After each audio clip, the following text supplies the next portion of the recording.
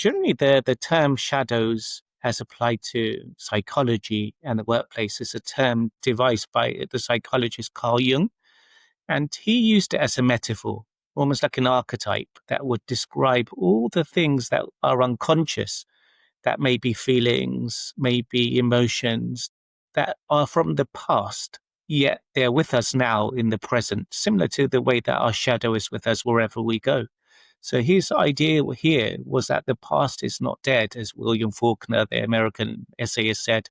It's not even past, it's present in how leaders act and how they operate in their lives, not just at work, but in their whole lives now. Let's say as a child, you were told, don't be selfish, you must share everything you have. Yeah, as an adult, we might find ourselves being overly generous. We might find ourselves giving our time when we need to show actually a bit more boundary and a bit more protection. And the implications of that is we didn't learn that in the present. We sort of learned that in the past, and yet it went into our unconscious, but it impacts us in the present. So the idea of the shadow is psychologically, how do we become aware of what it is that impacts us, not only negatively, but also maybe some gifts that we have that are positive, but are also hidden in our shadow. So, for example, it might be creativity, or it might be some of other, maybe speaking, maybe communicating well. So often we might be told as a kid, don't be a show off, and so we might shut down the part of us because we're afraid to stand out, for example. Often a shadow can occur unconsciously as a strength overplayed.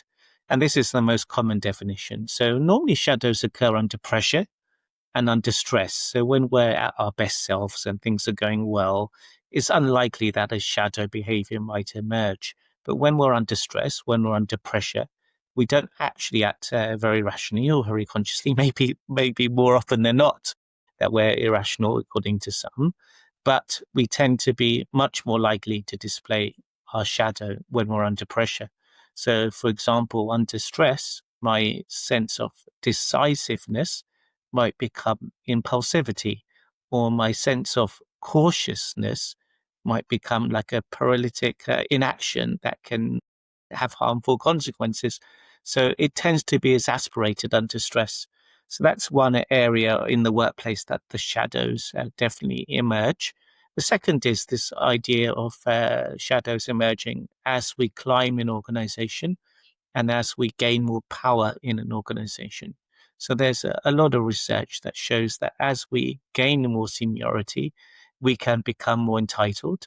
So we sense that, the rules don't apply to us, and we think of ourselves as somehow immune to their boundaries or procedures that others are a part of, but also that we can become overconfident and we can take more risk and not really have an accurate self-perception. So the gap between how I see myself and how others see us and reality of that can be skewed.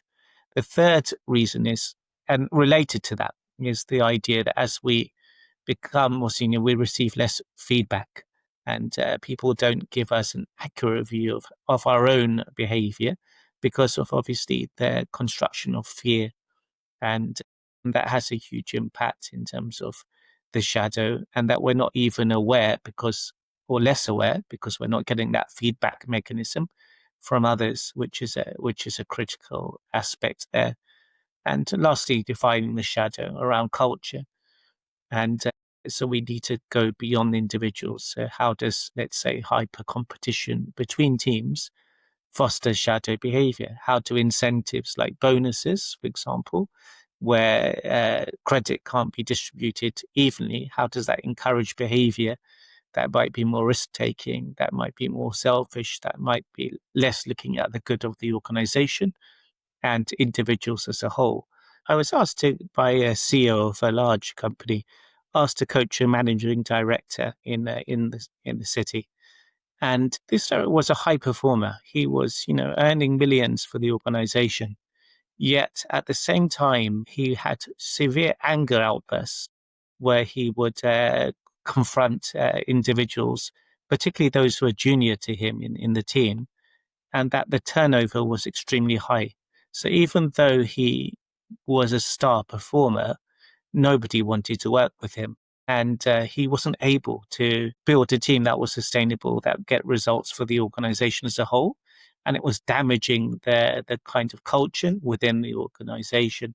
So one thing I did, I said about coaching him, looking at, what is his story? So not focusing only on the present, but thinking about his relationship to anger. And anger is often put into the shadow for many of us. We have like what I call a foreign relationship to anger. Either we are fused and anger is our identity, or anger, we say, well, I'm not an angry person. It's almost like treated like a foreign land. So for this particular person, anger was very much part of their identity. And I did a lifeline where I asked them to trace, what was their story. And as they were describing their early life to me, it was describing how in the worst organization that they worked for was nothing compared to how anger was at home. And I said, huh? He said, yes. He had parents that would shout and scream at each other. And that was the way that they communicated and the way they got things done at home. Now, for this individual, obviously, it's not about saying that was permissive in the workplace where he was now, but somehow he had taken that behavior and almost imprinted on how he behaved with his colleagues. And that came out in his language, that came out in his demeanor, that came out in his inability to listen and just really lose himself.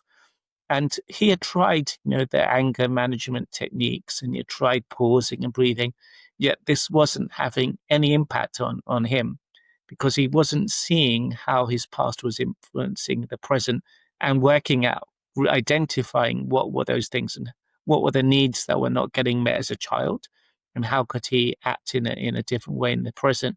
So we did a lot of more deeper leadership work. And obviously there's a fine line here between coaching and therapy, and it's not crossing into the line of therapy, but it's asking, how was it that what were you trying to achieve and that you couldn't as a child? How does the anger serve you? And is there a way that you can get the same outcome but without the same behavior? So it was a lot of deeper work. But the point I'm making is that working with the shadow was much more effective than, let's say, working on a more transactional basis that didn't solve the underlying issue in this particular person's case. So often, we tend to think about ourselves as rational adults walking about the workplace. But for many of us, there's like an inner child that does get wounded, that does feel jealous, that does react, that does feel, there's a whole range of it, gamut of emotions. But my argument is we need to start to pay attention to them because we're not walking as some as let's say neutral beings. We're walking as whole human beings, and by being cognizant, we're less likely to act out our shadow behaviors and shadow patterns.